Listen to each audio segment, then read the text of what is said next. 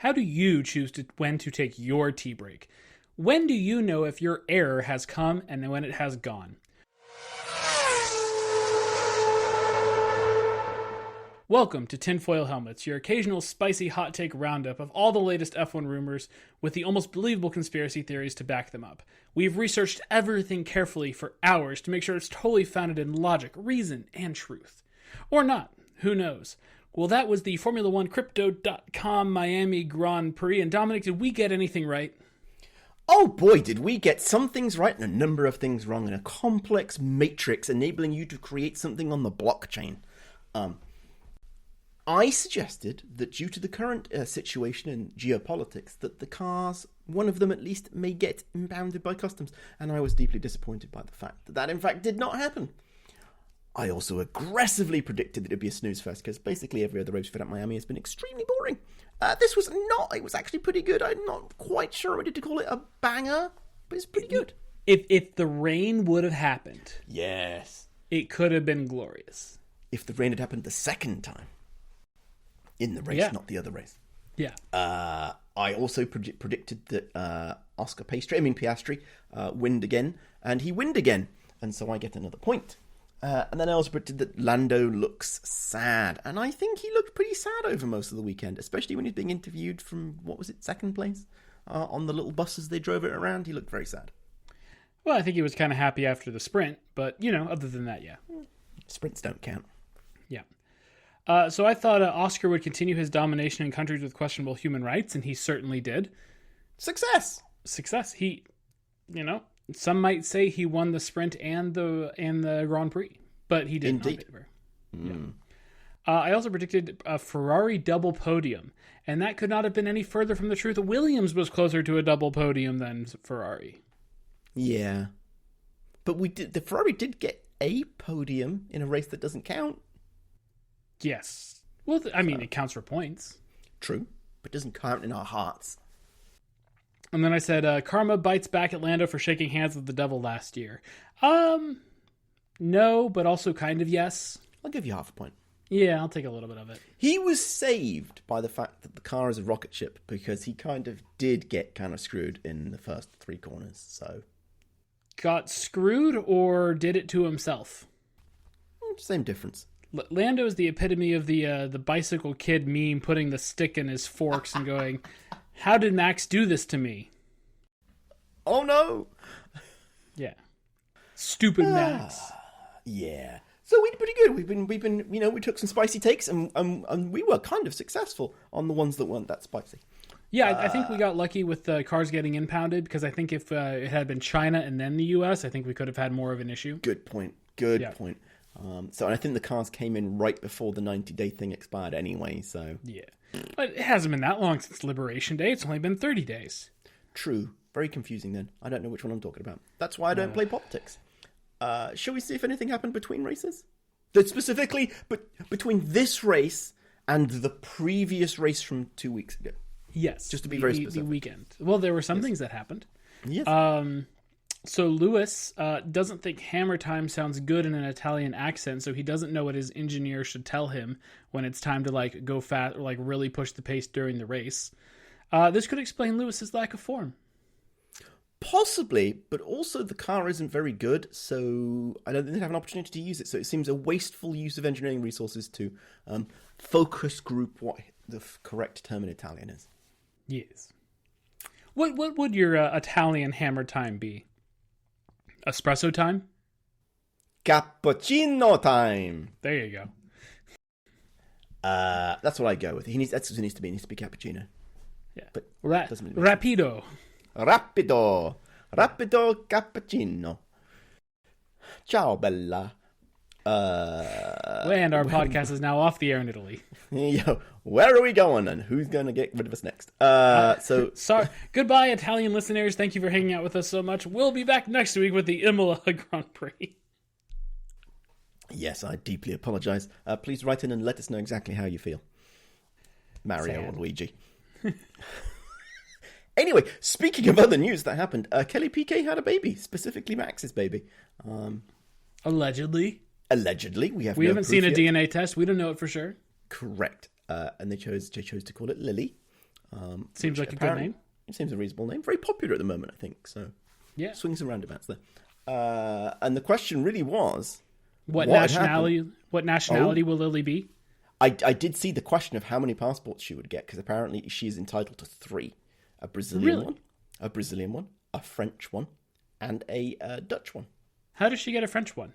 Because I believe the Principality of Monaco maybe was born in France, because something. She was born in Nice, I believe. Okay, there you go then, probably. All right. Well, and maybe she wasn't born in Nice. Maybe she was born in Monaco. Monaco has to have a hospital. They wouldn't expect. I assume so. Yeah. But I do know she's probably not eligible for a Monegasque passport. Because you have to have like lineage from the prince. Something like that, or it's essentially, even though she resides in Monaco, she's not a Monaco. She would not be a resident of Monaco. I see. It's like Swiss, like getting Swiss citizenship's pretty hard. Yeah. Apparently, you have to have your neighbours vote on you when you apply for Swiss citizenship. Interesting. Yes. So remember, if you're moving to Switzerland and you're thinking about getting citizenship, be nice to your neighbours. Fair enough. But yeah, it is interesting of what nationality will Lily be. She's going to have the nationality of Formula One because she's going to be the first female world champion. Will she be racing with the F1 Academy in 2041 at Miami? Because we've extended Miami that far. Possibly. Although the lady racing today got cancelled because it was a bit rainy. So, and by a bit, I mean a torrential downpour that meant they couldn't see anything. So, yeah. I, for one, welcome Miami for kind of the next 15 years after today. After today. If you told me this yesterday, in fact, when I heard the news, in fact, before the sprint race yesterday, when I heard it, I'm like, oh God, please no, why are we doing this? So, but there we go. What else happened? Oh, yes, V-Carb did a special livery in pink. It was really good. It was a really good pink. The problem with Lily being born this week is there was some speculation that Max would either run into a Williams or a V-Carb, and that would be the gender reveal. I did not hear that.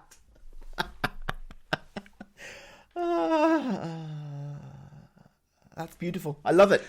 I love it. And it's probably a good thing too, because if he was supposed to run into Liam would have already run himself off the track. So then it could have all gone sideways, and Isaac's having too good of a season to do something like that. So it just didn't work out. Yeah. Speaking of the Williams team. Oh yeah. There was a great clip that they posted on social media of James Fowles and Alex Albon getting to fly with the Blue Angels, which is awesome. And it looks like they gave Alex the much comfier ride than they gave James. Why did you say that? Because I watched the clip and I thought that James Fowles looked really pretty chill. He did look pretty terrified. Chill. But Alex, if you look in the reflection of the visors, Alex is in the diamond formation. So they're sitting slot in the diamond, and so he's just kind of in awe of how close all the planes are flying how close they're flying with each other, which there's a great documentary, I think it was on Amazon recently, about the Blue Angels. It's worth going to watch because they're great all around. But so Alex was slot 4 in the slot position, number 4 in the Blue Angels in the diamond formation, and they don't do as many they're kind of more, the diamond is the demonstration of how precise these pilots can fly. And then number 5 and 6 are how amazing the F-18 is as a performance platform. And it looks like they stuck James in with the lead solo pilot. So he was doing a whole bunch of spins, loops, high G maneuvers. And Alex was just flying in close formation with everybody else going, wow, this is really fun. So yeah, they definitely gave James they put James through the ringer, and it looked like Alex got a pretty nice ride. Since the Blue Angels and Williams decided to team up, I assume due to team colours, does that mean that when we get to Silverstone, we can get Lewis and Fred in the Red Arrows? And then when we get to Vegas, we can put the Haas cars in the Thunderbirds, because they're based out of Nellis. Okay, there we go. Which is right next to Vegas. Perfect. Or maybe the Cadillac will do that in 2026. There you go. There we go. Who would be in the Snowbirds for Montreal? Lance and Fernando. Oh yeah, it would have to be Lance. Yeah. Which, by the way, if you've never seen the Snowbirds, they're fantastic. Are their planes white? They are. Okay. That's good. I was waiting There's for the surprise, like they're No. bright orange. Okay. No, they are. I forget what they fly. They actually fly trainers instead of like high performance jets, and there are 9 of them. But they do a very good job. And I think there's an air show just across the border from us in BC that the snowbirds go to. Interesting. They're a great show. They're not jet planes? No, they are jets. They're just okay. trainers, not high performance fighter jets. They're okay. I think the Red Arrows is the same. I think the Red Arrows is like a Hawker something from 1924. Yeah. But it kind of makes sense because while I absolutely love the Blue Angels, and especially when they're here doing Seafair, it's fantastic to listen to them go by. They are kind of loud and not necessarily fun for all families, while the slower trainer jets of the Snowbirds are a lot more quieter to look at. Less deafening, don't scare cats or dogs. Pretty much. There's also 9 of them, which is pretty impressive. That's pretty good. Yeah. Okay, we did that. Imola's probably gone after next year. Spa's going to be on rotation. The other thing is several listeners of the podcast may remember from time to time we do talk about some IndyCar stuff. We have the Indy 500 coming up. And always is the news with NASCAR or IndyCar is a certain Kyle Larson who likes to believe he is better than Max Verstappen as a total complete race car driver. It's the guy that drives IndyCar as well as NASCAR? He primarily, I believe, drives NASCAR, but he's trying to do the Indy 500. Oh. So he did it last year, and then he did not win. But then he was doing Indy practice this year, and he hit the wall on an oval by himself. Oh, good work. Is he in one piece? He is in one piece. Okay. His car is not? No. Okay. But, yeah. It's a little unfair to sit here and say, well, he hit the wall at Indy. He's clearly not better than Max Verstappen because we've never seen Max Verstappen in an Indy car at Indy, so we don't know. Facts. But it's definitely one of those things where it's like, oh, you think you're better than Max and you can't even drive at Indy? Granted, I understand Indy is really difficult. Did he qualify for Indy 500? We have not. Qualifying's next weekend, the weekend after. Oh. It's the weekend before the race. Why do they... That's a lot of effort. Why can't we just get it all done in one weekend? Because when your whole... Like, the Indy 500 for IndyCar is like, there is a month of Indy because you have the road course, which I think it was either today or next weekend. I don't follow Indy that closely. And then you start Indy practice where they take the cars from like street configuration to oval configuration. Okay.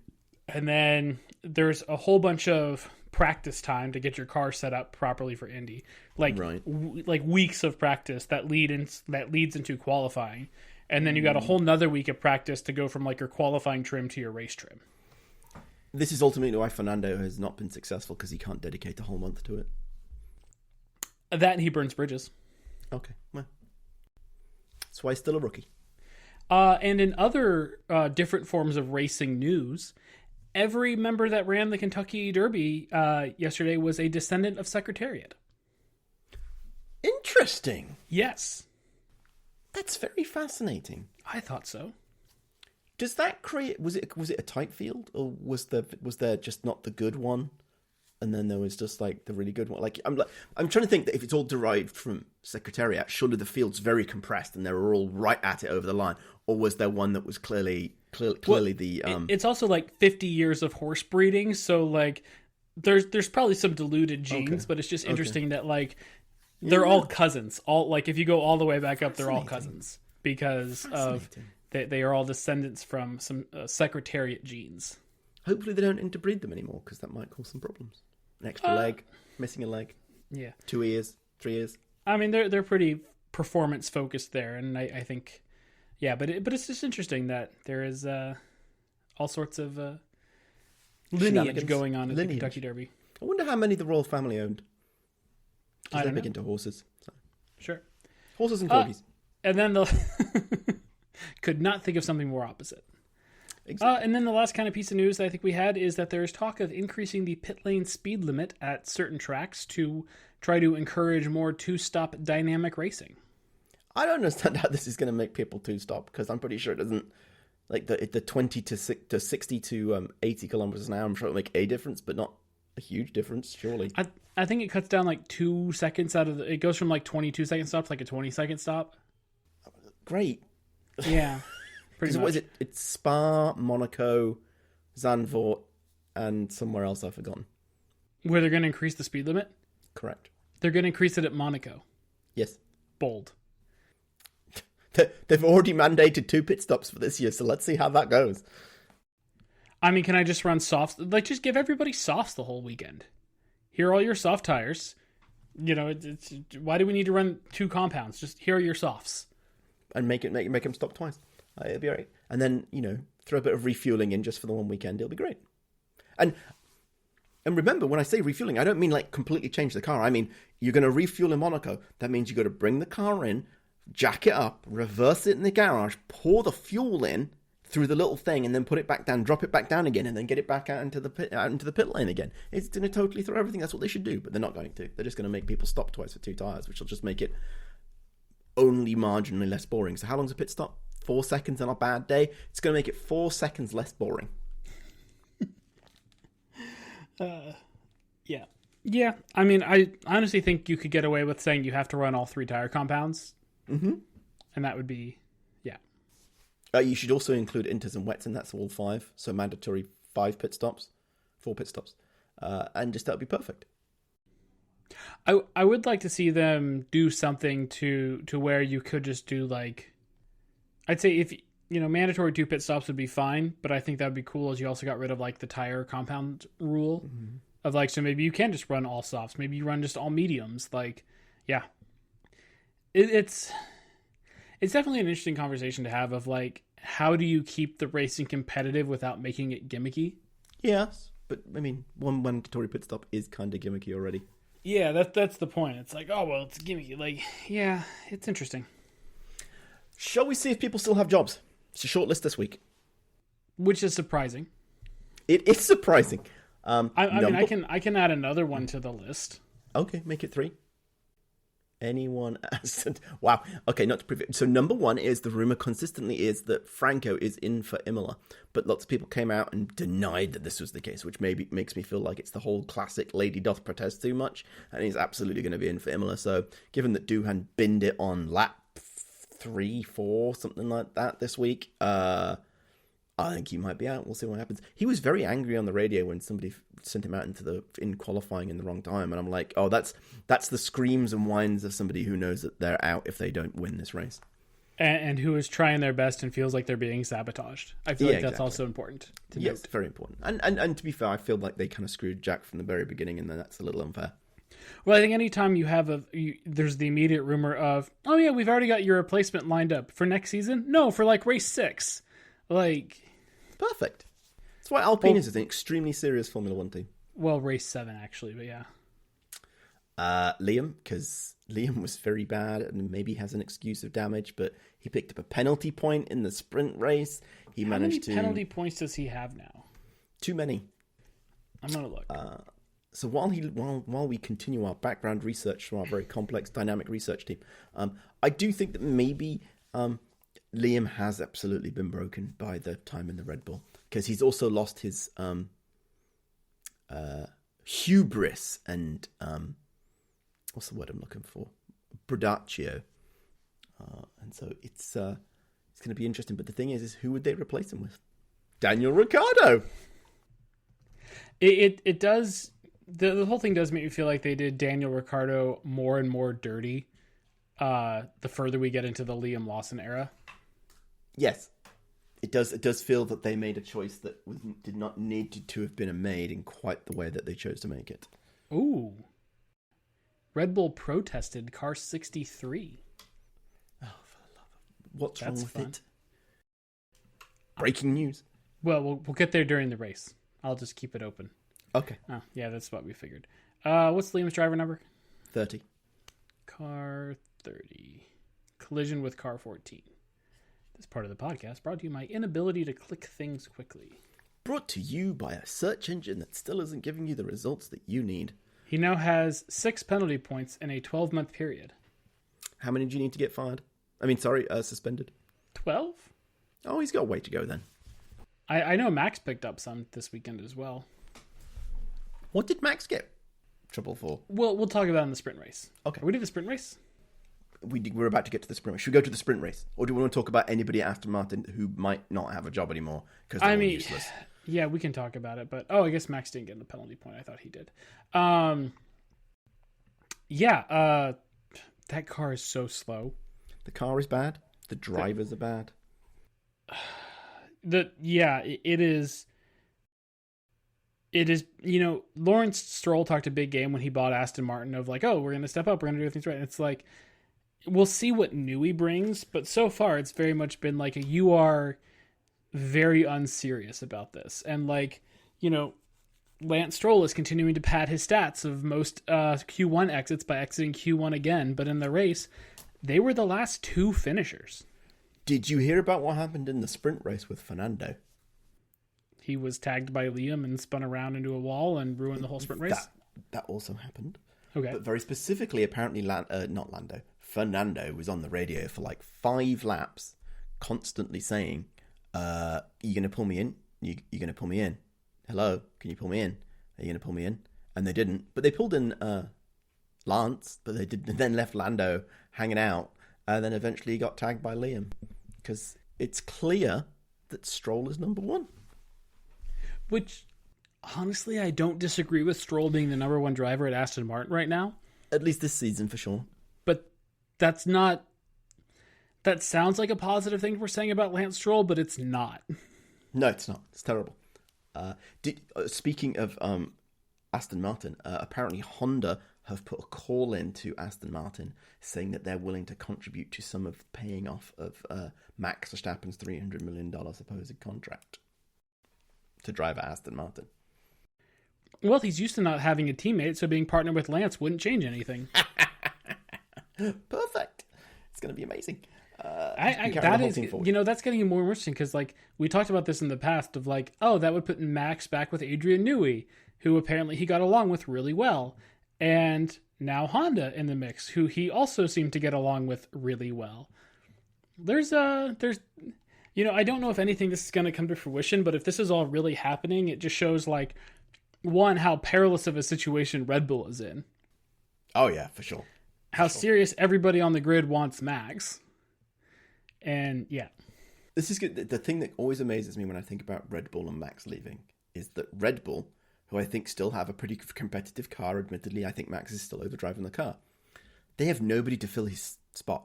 There is nobody ready to go into a Red Bull. And so when he leaves, I don't even know who would choose to go into it at this point. Like, I mean, I'm sure George will because Max will go to Mercedes before he goes to Aston Martin. I wonder how Max would be doing this year in the Mercedes. That's a good question. No, I'm actually more just thinking about who would they put in the seat? Franco Colapinto? Like, they've got no one. They would have to find Carlos Sainz, because Carlos Sainz supposedly has a clause in his contract that lets him go to another team. Yeah, but would Carlos go? Like, we'll talk about it more during like the race, but like Williams was really good this weekend on Indeed. Raw pace, not like gimmicky rain pace. Like on raw pace, Williams was good. Anyway, let's deal with the sprint. We can get more into our speculation. Let's sprint into the sprint recap. And not bin it into the wall like Charles did on the way to the grid. Making me think it was Monaco. When I saw this news yesterday, I was like, I actually feel bad for him because apparently the track was actually really, really bad. But it was terrible. It was terrible. It was classic. And did you hear the also commentary saying that apparently Charles said he didn't want to go out yet because it looked too wet and the team forced him to go out? That just add it to the list of Ferrari this weekend. It's perfect. Do you watch any of the P1 things with Matt and Tommy? No, I don't.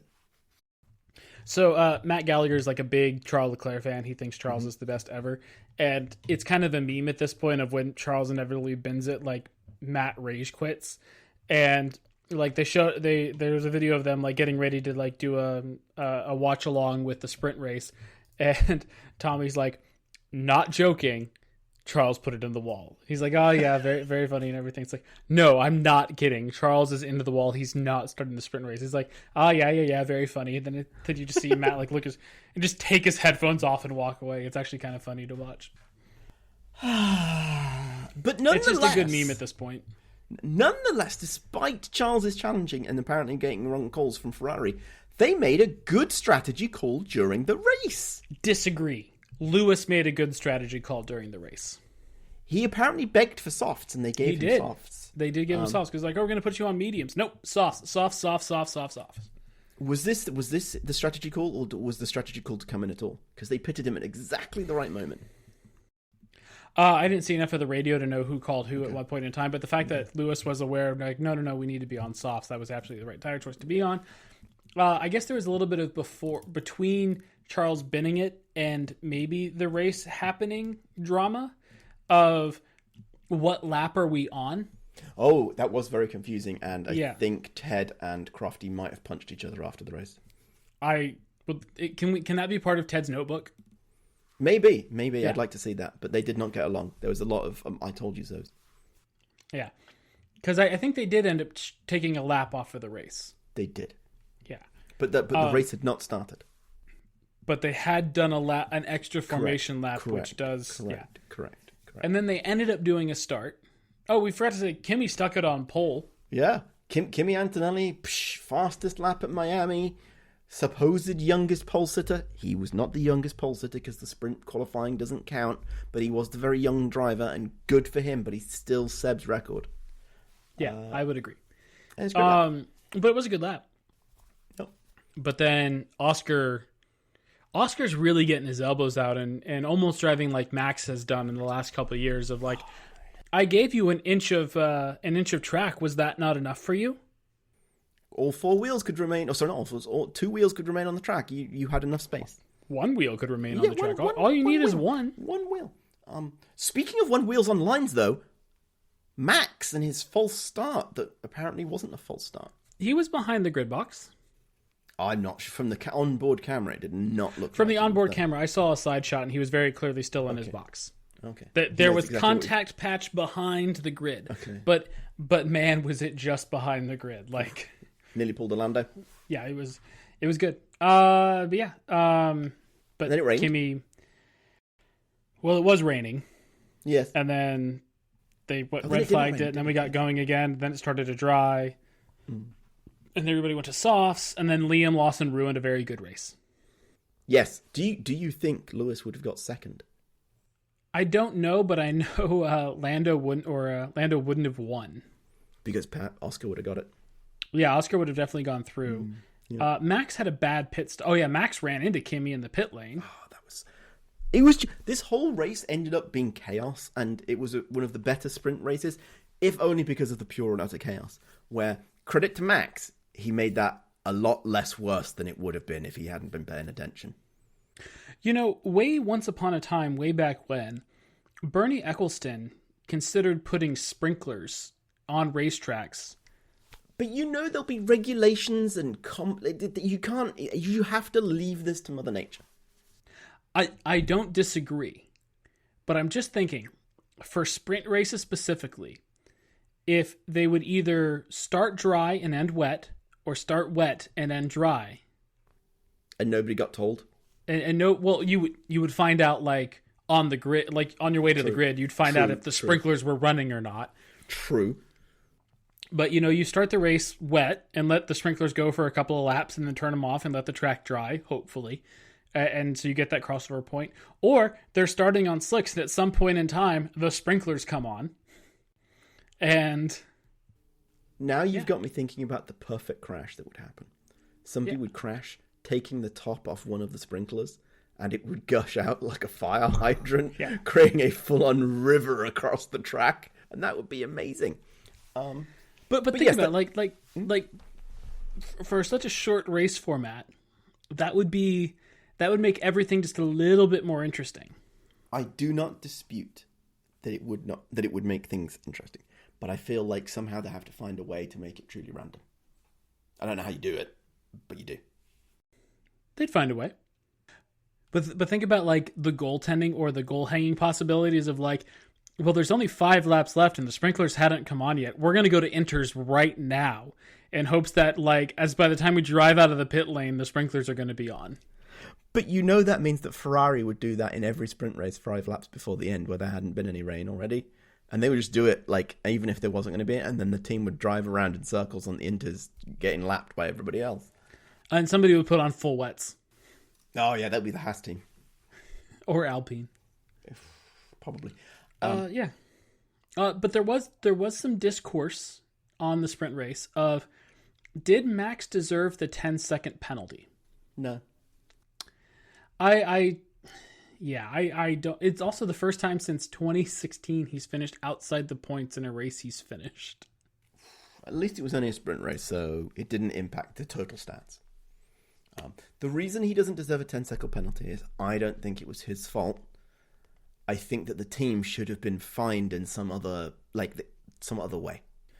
Yeah, I definitely agree. Like, the problem is, like, I get both sides. Like, I definitely think it was somewhat deserving of a 10-second time penalty.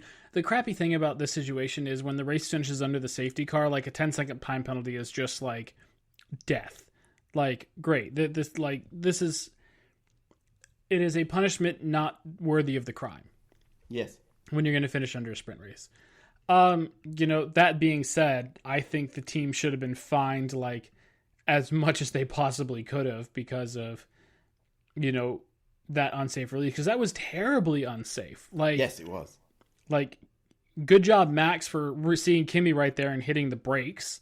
Good job, Kimi, like, not diving fully in. Because if they both continued how it was, they could have gone spinning into people. Yes, that would have been very bad. And that's why I feel the team needs to feel the pain. And in this case, ended up being the driver feeling the pain. And it really should have been the team. I don't know what the correct answer would have been. The other option would have been a drive-through. Because that would have equalized not just a 10-second penalty, but, like, that's what happened to Kimi. Yeah, I could be behind that. I think, I think you can definitely say, like, there are definitely different egregious levels of unsafe release. And this was, like, the highest one. And I would be fine with, like, a $500,000 penalty that does count against the cost cap. Like, yes, yeah, exactly. You screwed up in this race, and you're going to feel the pain. Yeah, I'm not saying you're saying there shouldn't be penalized. It's just, they're trained just to look at the lights. The light went green. Max went. He should have been held. It's not Max's fault. Just like in Jeddah, he waited for the light to change to green, and it didn't, and it stayed red, and he waited. And so Max has been trained extremely well. He's a good puppy. And then I think we need to go back to between race drama. Because there were 2 races this weekend and there was drama between them. Yes, Cadillac they had some sort of launch party thing going on. They are on the grid in 2026. And incidentally enough, the Mexican Grand Prix has been re-signed for several more years, leading to speculation that one of their drivers is the one and only Sergio Perez. But they came out and said, absolutely not, we have signed nobody. Sure. But then the new account on the Instagrams was created, and the first 2 Formula 1 drivers to follow it, Mick Schumacher and Valtteri Bottas. Weren't they teammates at Haas or something? Or Sauber? No. That was Guan Yu Zhou. I did like that we almost had Valtteri was going to be Kimi's designated champagne drinker if he got on the podium at Miami. Oh, interesting. I could see that. I will say and repeat that I've said this before and I continue to hold true. If you sign Sergio Perez, you are not a serious Formula 1 team. I will allow them to sign Schumacher, which I would also say you're not a serious F1 team. But if they sign Valtteri Bottas as well, at least they're pretending to be a serious F1 team.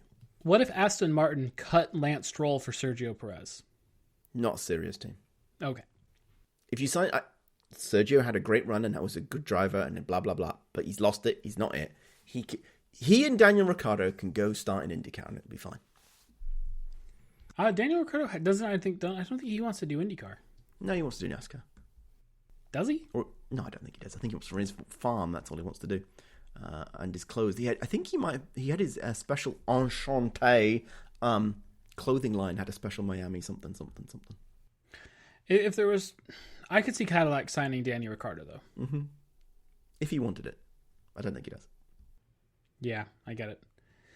The race, and there is only one very important race we need to talk about today, and it was the Lego race. It was clearly the best one. And it was amazing. I highly recommend you all follow the link that I will put in the show notes too, showing the Formula 1 sized Lego Formula 1 cars being driven by drivers around the track and crashing into each other and leaving bits of Lego everywhere. And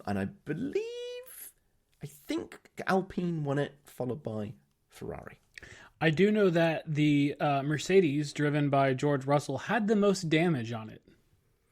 Shocker. Did you see the commentary on Formula Dank about this? I did not realize that George Russell had this nickname. Osama bin Russell. Yep. And I was like, yep, no, that makes sense. Anyway. Just think about how much chaos would have been caused if Danny Rick and Max Verstappen were still teammates. It would have been beautiful. And credit to Max. Every other driver cut the chicane in their Lego car except Max. I think the next obvious step up from this is Mario Karts. And we need, because if you remember Suzuka! Way back when, I think on the... we've missed Suzuka for this year. I know, but they can get ready for next year.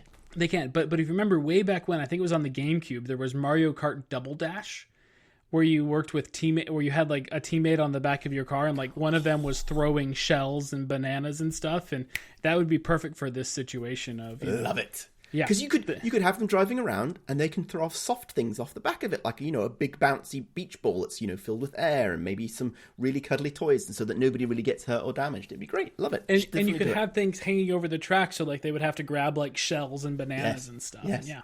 Yes. Every driver who was interviewed said it was the best driver's parade they've ever done. So it was perfect. Yeah.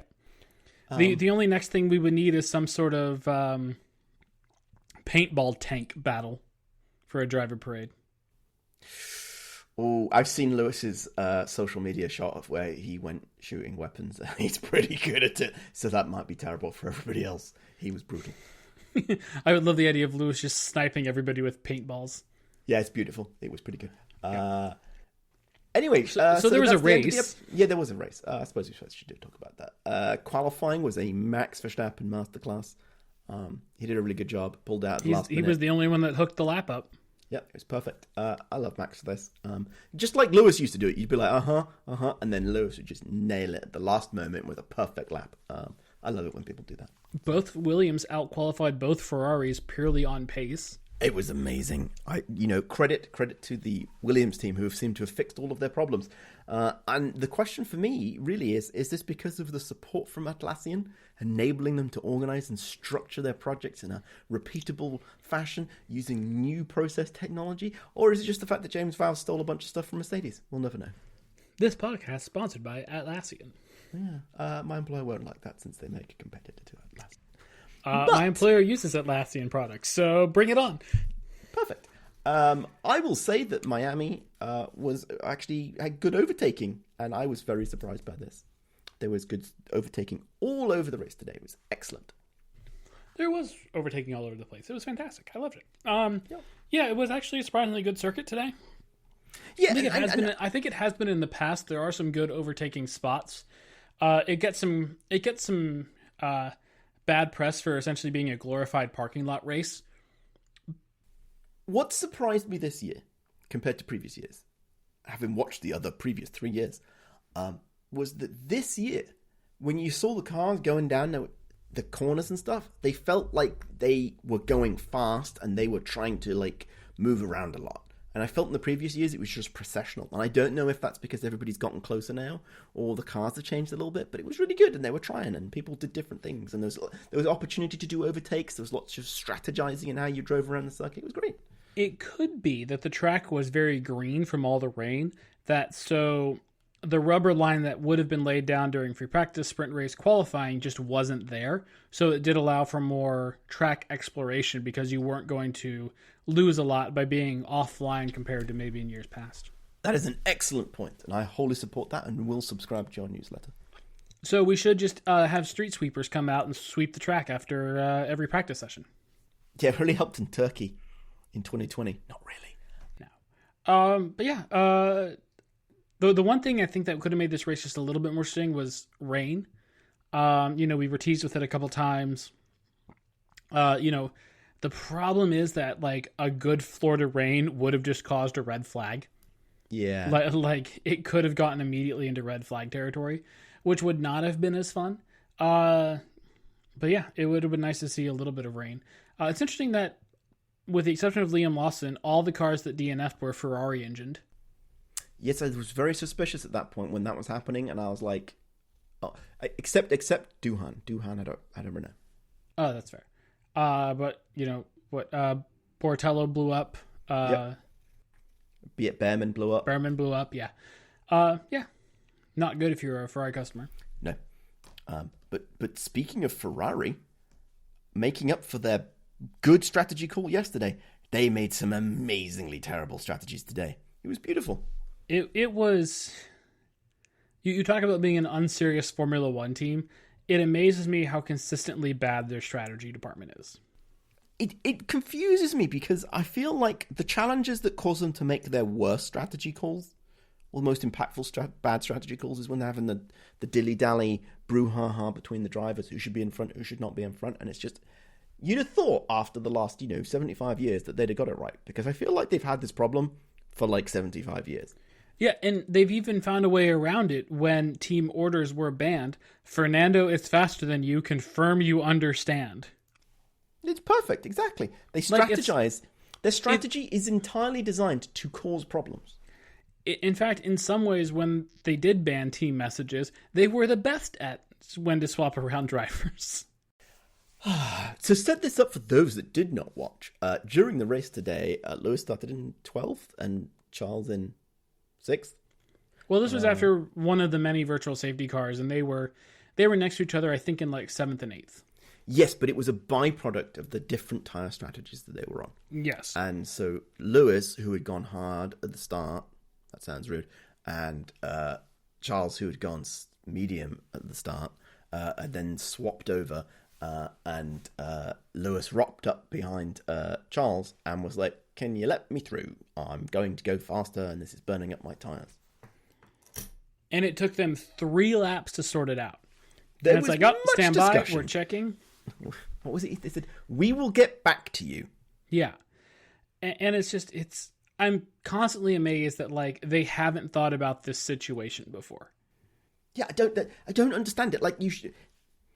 Oh, we've got these strategies. What should we do if this happens? It might be step 43 that you don't feel it's likely, but you should have a plan and then you should execute the plan. If there's anything Plan O, we're thinking plan O.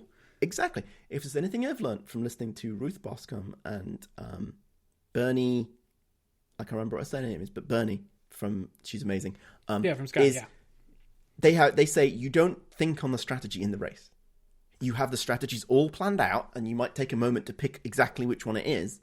But your strategy is set up, and you decide, somebody crashes on turn 1, there's a safety car at lap 23, there's a safety car on lap 24, if the tyre grade is 2, blah, blah, blah. You make all these strategies, and you make the thing happen, and then they didn't.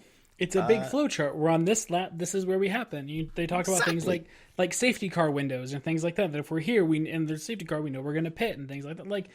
It's like, if this had been the first time this happens, like, fair enough, but this happens like every third race at Ferrari. And they still don't have a way around it. And it takes them laps to figure it out while Lewis is burning up tires. And the crazy thing is, they mentioned this on the Sky coverage of it took Lewis saying, "I got out of the way right away in China." And that's when they finally told Charles for the first time, let Lewis pass. They weren't having a discussion with Charles about it. It was just Lewis and his engineer arguing back and forth. Charles had no idea. And then when they finally did ask Charles to let him by, Charles just let him by. And it was ridiculous. It was ridiculous they're having the argument amongst the team. And to the point that you said it took 3 laps, it was long enough for them to have a tea break because Lewis was cognizant of this fact and said on the radio to produce the second best radio that we've had this year after It Must Be Water, surprisingly also involving a Ferrari strategist engineer. He said, maybe have a tea break while you're at it when he asked them to just make a decision. It's great. And then 10 laps later, when, Lewis had burned up his mediums trying to chase after Kimi Antonelli, and they want to let Charles back through, they told Charles, okay, Lewis is going to let you by in turn 11, and they forgot to tell Lewis. Surprising. Yeah. Sorry, not surprising at all in any way whatsoever, because it's Ferrari. But then on top of this, like, the upgrades that they brought from Jeddah just have not worked at all. In any way. Apparently they are bringing small upgrades for Imola and a big upgrade for Barcelona. So I'm assuming they're going to be in position P18 and P19 by the time we get to the end of the Barcelona race. Yeah, at the time it's going. And interestingly enough, Pope Francis Yeah, that was the first Pope reign to not feature a Ferrari championship. Ever? Well, In the history of the entire of the papacy? Well, in the history of Ferrari Formula One racing, how about that? Okay, there we go. Interesting. Yeah. And now we know why the Pope decided he could no longer hold on because he knew he wasn't going to see a championship. No, that's because J.D. Vance killed him, but that's for a different story. That's for a different podcast we host. We'll see if that makes the final cut. Yeah. But anyway, like Ferrari is just, it's. I'm constantly amazed that this is not something they can work out. I agree, and it is shocking and surprising as I look at the internet right now. There is a lot of post-race interviews that I'm going to enjoy watching after this. But like we think, remember like last season or the season before we talked about like Mercedes pit stops because they had like such a lead and you know they weren't great because they didn't have to be great. Mercedes pit stops these days are actually quite good, with the exception of George's stuck wheel nut today. They're actually down to the low twos a lot of the time. Yeah, they really did turn it around. I think they're second or third fastest. They're fighting. Ferrari's the fastest, and then it's usually between McLaren and Mercedes whether they've got the fastest pit stops. It definitely shows that some Formula One teams can learn from their mistakes and improve, and it is amazing to me that just Ferrari can't. And I don't. Is it hubris? Is it institutionalization? Is it like Ferrari gonna Ferrari? Like but it's the hubris of believing that because they are Ferrari, that this will all sort itself out, and clearly they know what they're doing, and it's complete bullshit. Yeah, but like Fred knows what's up. Fred's been around for a while. Why are they making up? It sounds like they're making up strategies on the fly. Why is Fred allowing this to happen? Yeah, I don't know. It's very confusing. If there was one team, I don't know if this should be a new segment on our podcast, but if there was one team I could sit in on their debrief from this weekend, it would be Ferrari. Oh, that is a good segment. Maybe we'll consider adding it. But every week, which team's debrief do you want to be in? Yeah, for this week, I would want to be in the Ferrari debrief. Oh, I agree. I'd love to hear what they have to say about that, because I don't know how you manage that over the team, right? Like, it's I would like to also say that one of the if we are going to make this a recurring segment, one of the options is or the steward's room. You could either be in the steward's room or one team debrief. Can you be in both? No, you have to pick one or the other. You can be the stewards or a certain team Okay. But yeah, I would love to have been in the Ferrari debrief today. Do we want to talk about Aston again? They're terrible. Yeah. This is a team that 2 years ago, Alonso qualified second and finished third in a dry race on pace. Whose pace? Was Fernando washed at that point? Maybe. If so, I think he's certainly washed now. He spun on his own. Or the car is so bad, Fernando Alonso spun on his own. It could be both. Yeah, it would. There are so bad. If we're going to like conspiracy theory this at all, we know Zach Brown loves Lando Norris more than he loves Oscar Piastri. We know that Zach Brown also loves Fernando Alonso. And maybe Zach Brown called in a favor to Fernando to cause him to spin in the sprint race so that the safety car could come out so that Lando could get a point on Oscar. Did Fernando finish the race? I think he did, didn't he? He did, right at the back. He did. He finished 15th, just ahead of his teammate Lance Stroll in 16th. And that was last place. He was the last place driver. And once again, continuing to add to his Q1 exit a streak. You got to keep the stats. That's how you get remembered. Yeah, do you think Newey's having any regrets over joining that team? How did that team fall this far? Like, it's amazing, like, how much money it seems Lawrence Stroll's put, unless they're just so in on 2026 at this point in time, which maybe they are. But this is just so terrible. I listened to an interview with Andy Cowell, who's now the team principal at Aston Martin. And I thought it was quite interesting because he was very categorical about Adrian Newey's all about 2026. He's not coming to fix the 2025 car. Who can fix the 2025 car? It is bad. Yeah. But on teams who we think are going to be amazing in 2026, shall we talk about Williams? Williams was great. Alex Albon's overtake, that was so good. Oh yeah, Alex has got it. Carlos less so. We'll see that in a moment. But yes, Williams did a great job on. I know we talked about this earlier. Thanks to Atlassian getting that team together, but they did great, and they drove the car. And Alex drove around a water pressure issue. Sainz stayed with him for most of the race until kind of towards the end, and then got Charles and Lewis, and it was just great. I am very happy that they've managed to pull that together. I think he also got a little bit screwed over by the VSC. Yes, the VSC screwed up a bunch of different people's races. But it did lead to Carlos, who managed to get some pace when Lewis gave up on life, to dive bomb Lewis on the inside of the last turn. And basically there was no further action for that incident. I was surprised by that. When I saw the onboard from Lewis, I was like, oh. But then I saw the onboard from Carlos, and I'm like, oh, he properly... Yeah, was not pretty. I hope somebody says sorry for that later. I think it was a case of like because no car spun into a wall, there was no if one of them had crashed and thrown debris everywhere, I think there would have been a penalty. Just like the stewards give first lap leniency, last lap leniency apparently is a thing. Oh, speaking of first lap leniency, we haven't even talked about Lando Norris. The Lando error has arrived. And just for those people who are listening, that is, the pronunciation is error, not era. The Lando Norris error. Yes, Lando, great, lovely drive, brilliant, fantastic. Not good enough. Maybe you should think about that. Well, it's so interesting, and we talked about this during the race when we were watching it, of, like, first off, with how Oscar drove in the sprint race and Jeddah, it seems very clear how the stewards are officiating lap one, forcing another driver off the track. Like, I think Kimi overreacted to it because Oscar was never that close to him. Yeah. And I think it was Kimi's first time being at the big boy front end of the race, and I don't think he dealt with it very well. No, he didn't. But then you look like Max did almost the exact same thing to Lando.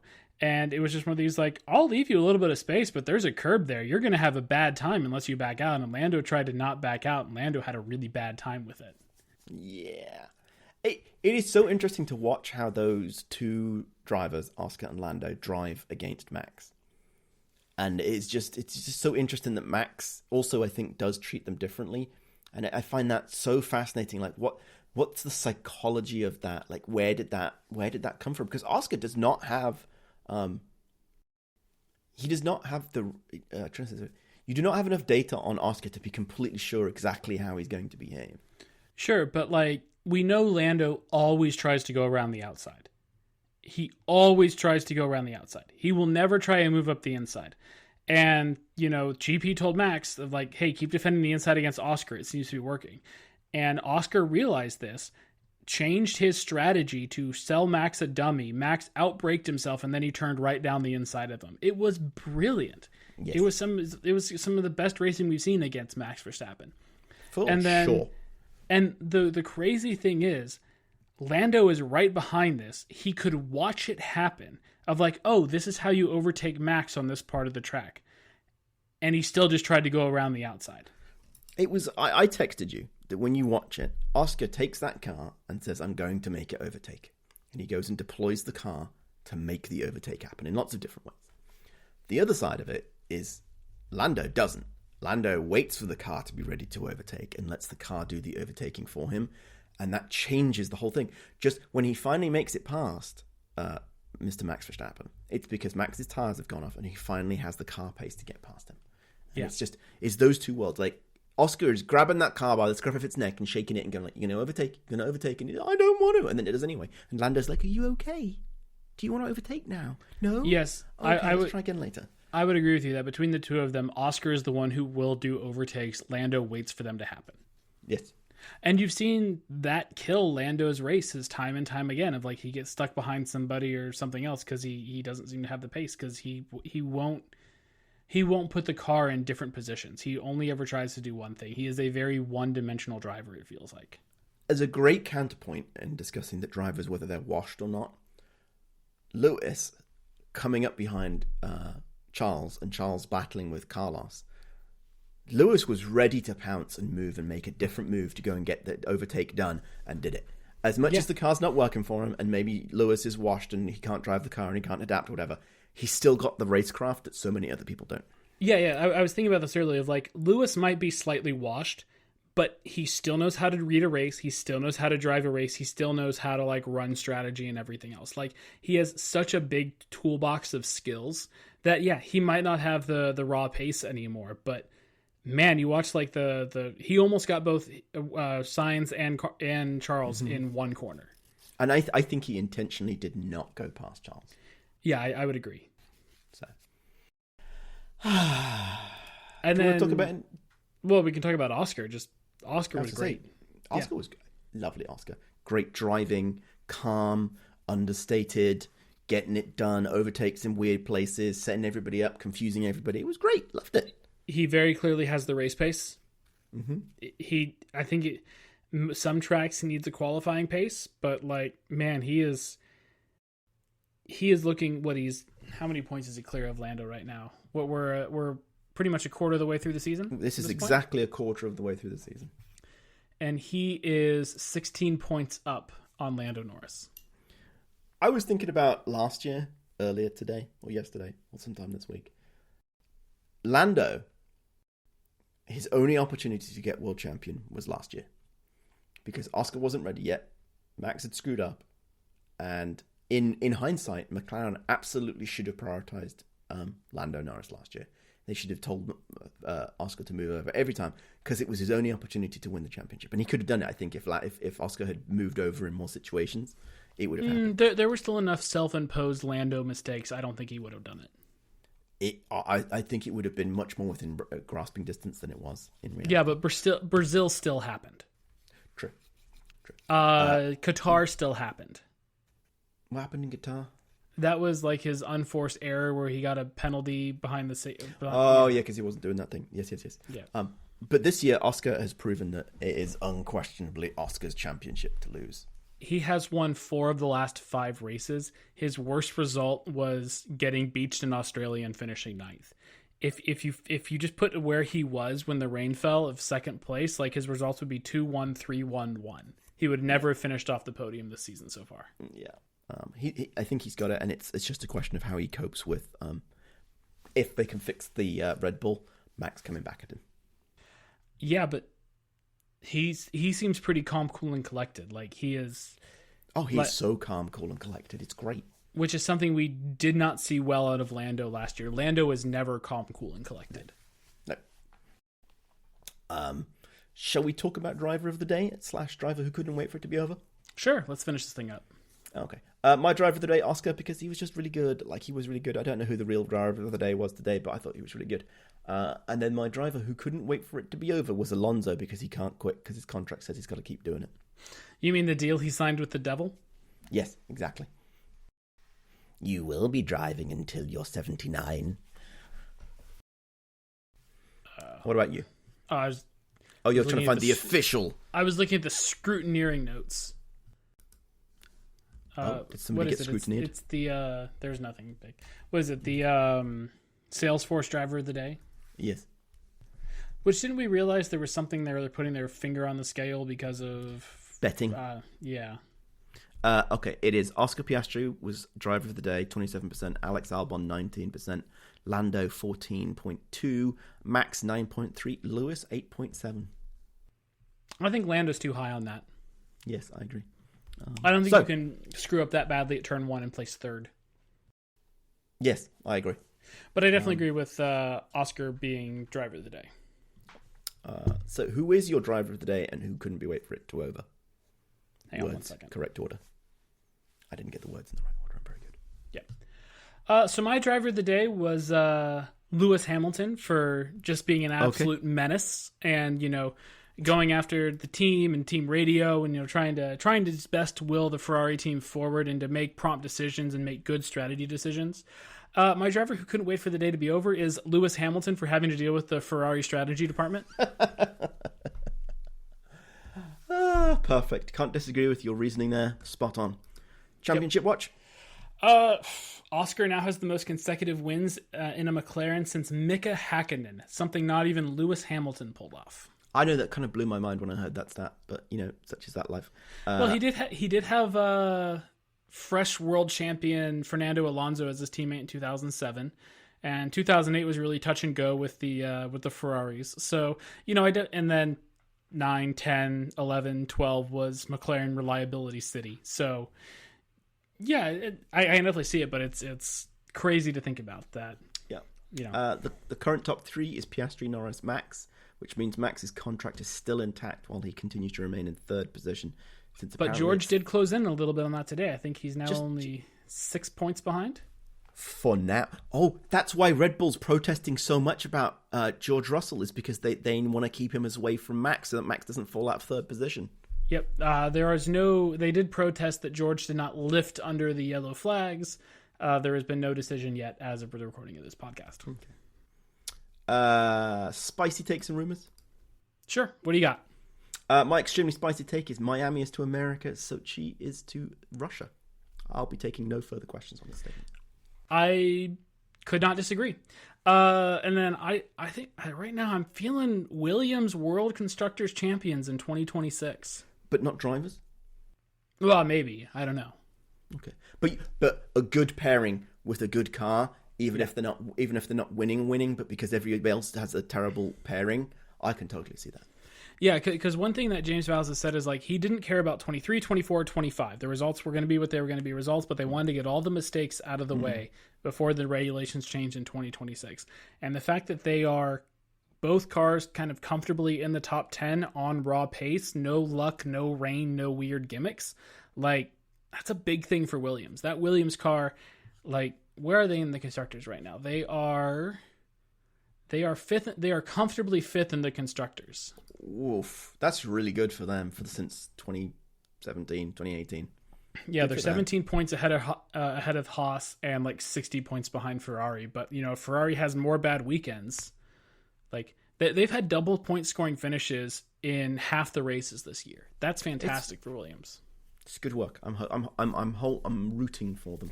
Maybe that is more double points finishes than Red Bull. Is it more double points finishes than Ferrari? No. Okay. It's not total train wreck. Well, it is the same amount of... No, Ferrari has one more double points finish. Okay. They would have had more double points finishes, but they got disqualified in China for China. Oh. All right, do you have any predictions for the... Oh, crap. Do you want to read this section? Predictions for the Formula 1 AWS Gran Premio del Made in Italy e dell'Emilia Romagna 2025. Or Imola. Yes. My spicy prediction is someone gets a bunch of upgrades and they don't work. Do we have any idea who's bringing upgrades? Ferrari, Red Bull, I think McLaren, and I'm assuming some other people too. I would guess McLaren. Don't work. Yeah. I can subscribe to that. Throwing away Oscar's chance at being world champion. Love it. Yes, absolutely. Ferrari tries something stupid and it works. Yes. They're going to do something really stupid, but it's going to work. And Lewis will finally win in Italy and has a great experience. But has he never won in Italy? He has to have won in Italy. Not in a Ferrari. Oh, fair enough. You got to win in Italy in a Ferrari. But this will cause him not to win in Monza, which is the Italian race you actually want to win in a Ferrari. Fair enough. I am predicting rain because it's Imola. Why not? I mean, once upon a time recently, it got flooded out. And I'm also going to say teammates come together, specifically in a crash, not like BFFs. Okay. I'm looking forward to find out who that is and whether it's more than one team. Should we wrap it up? Yep, let's do it. Okay, we are always, every moment of every day, and every second of every moment, waiting for your feedback at feedback@tinfoilhelmets.com, where you will let us know your conspiracies, feedback, and wants. And remember to tell your friends to like, listen, rate, and subscribe to the greatest Formula One podcast produced in the Pacific Northwest.